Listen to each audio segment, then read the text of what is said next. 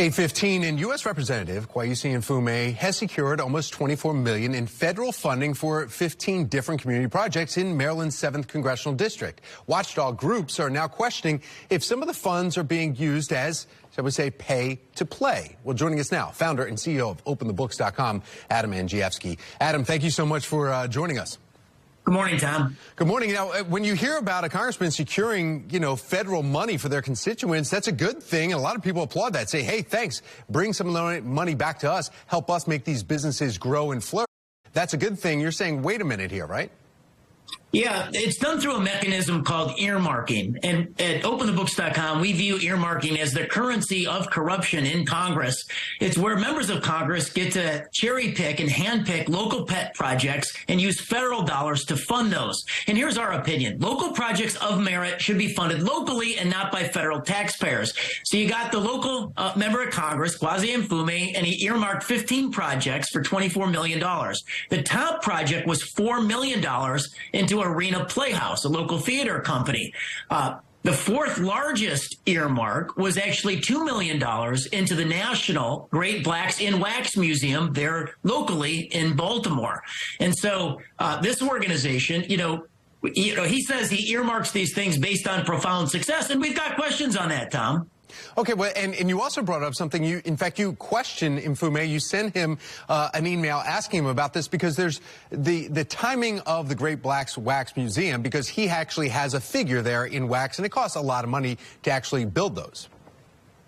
Right. So we noticed that in 2022, the Great Blacks in Wax Museum came out with, and they commissioned, a wax statue of the congressman. In 2023, $2 million goes on an earmark to the museum. So we had questions. We reached out to the congressman, and what he said was that this statue was commissioned by his aunt 25 years ago before she died. She paid for it, and then it was just commissioned now, and it's separate. The two transactions are totally separate, and there's no conflict of interest.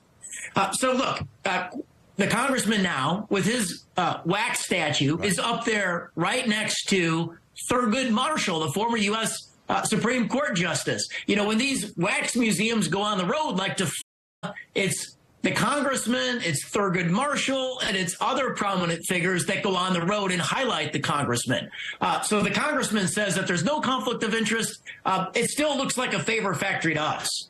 Well, I mean, and I know that we do have the response. While you were talking about that response from Mfume, I thought we were going to show that he actually wrote back, which is rare for somebody to do this. And here's what he had said some.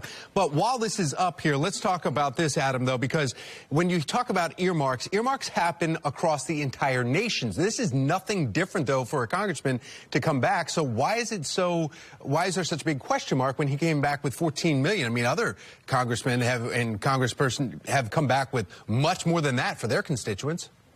So specific to this specific earmark into the National Great Blacks in Wax Museum, they'd actually lost money for a number of years.